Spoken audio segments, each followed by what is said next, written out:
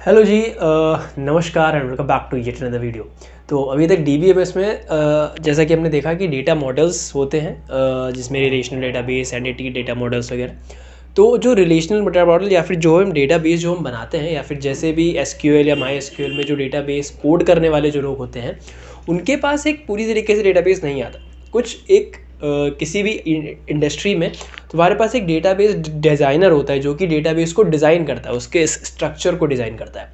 तो आज का जो टॉपिक है वो हमारा है डीबीएमएस स्कीमा।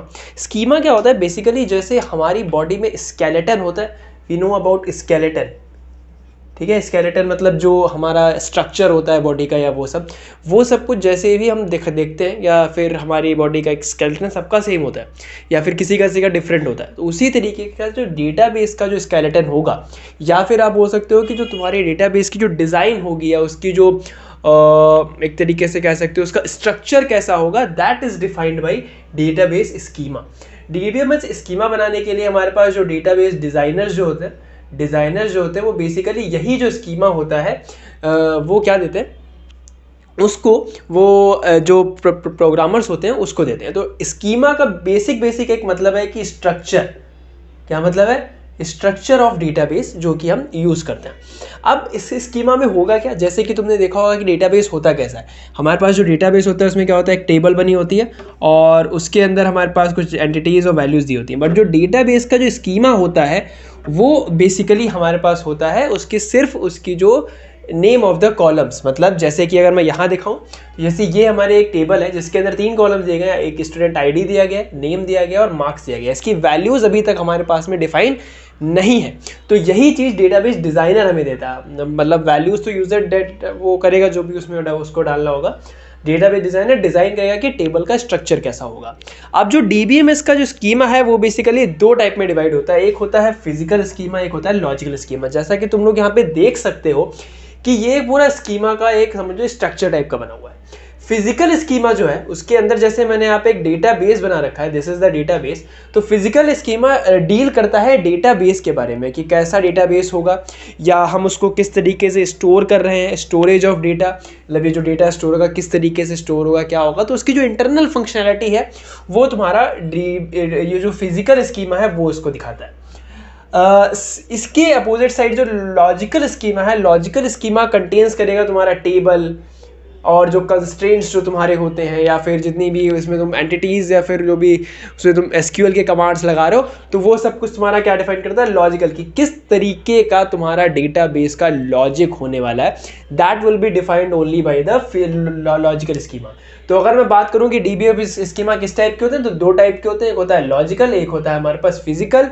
जो लॉजिकल स्कीमा होता है वो बेसिकली डेटाबेस के डिज़ाइन को या फिर how the data is stored in the database वो डिफाइन करता है। और जो फिजिकल स्कीमा, जो लॉजिकल स्कीमा होता है वो हमारा जिस तरीके की टेबल बनी है या उसके एंटिटी कंस्ट्रेंट वगैरह वो सब कुछ देखता है। ठीक। तो एक तरीके से बोला जाए कि जो भी हम प्रोग्रामर्स के पास में, या जो प्रोग्रामर्स होते हैं उनके पास जो जैसा डेटा आता है, that data is basically only the structure जो कि डेटाबेस डिज़ाइनर जो कि डिज़ाइन करके देखता है। बाकी उसके हिसाब से तुम्हें कोड करना पड़ता है। ये किस लिए होता है? इसको आप कभी भी चेंज कर सकते हो, बिकॉज स्कीमा एक जैसे एक स्ट्रक्चर बनाया गया। अब हम लोगों को भगवान ने जैसे बनाया होगा, तो एक स्ट्रक्चर बनाया हमारा, आप कभी कभी उसने क्या किया, चेंज कर दिया। लेकिन जब एक फुल फ्लेजेड जब बॉडी बना दिया गई, तब उस बॉडी के बाद आप उसको चेंज नहीं कर सकते। अब जैसी मेरी बॉडी उसको फिर या तो मैं फिटनेस फ्रीक हो जाऊँ कि मैं अपनी ठीक कर लूँ। कुछ लोग जो मोटे होते हैं, बट एक जो स्ट्रक्चर होता है वो सबका सेम ही रहता है।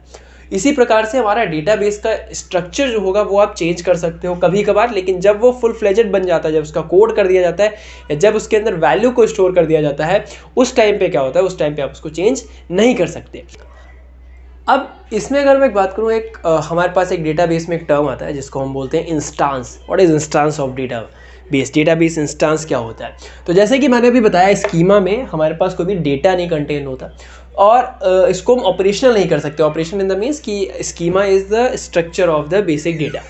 अब जैसे ही तुम इसको वैल्यू को पुट करने लगोगे, या जैसे डेटाबेस बनता रहेगा उसके अंदर वैल्यू इंसर्ट होती रहेंगी, उस टाइम पे तुम्हारे पास क्या होगा, एक उस टाइम पे करंट एक डेटाबेस चलने लगेगा, यानी उसका लाइव आ जाएगा। तो उस लाइव पे एक पर्टिकुलर इंस्टांस पे या एक पर्टिकुलर टाइम पे जब हम उस डेटाबेस की क्लिक करें पिक्चर, यानी कह सकते हो एक स्नैपशॉट टाइप का, तो उसको हम बोल देते हैं डेटाबेस इंस्टांस। किसी एक पर्टिकुलर टाइप पे उस डेटाबेस की क्या वैल्यूज़ है, कैसा वो दिख रहा है, क्या उसमें वैल्यूज़ हैं, और क्या वो डेटाबेस स्कीमा के कंस्ट्रेंट्स को फॉलो कर रहा है कि नहीं।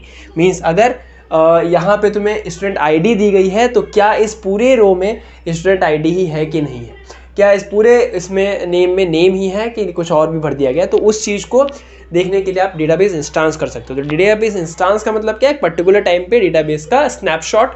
डेटाबेस स्कीमा का मतलब क्या है कि आप एक स्ट्रक्चर बना देते हो डेटाबेस का, जो कि आप यूज़ कर सकते हो बाद में। ठीक है, तो that's all from this video. मिलते हैं अगले वीडियो में, तब तक के लिए ख्याल रखो, बाय बाय, टेक केयर।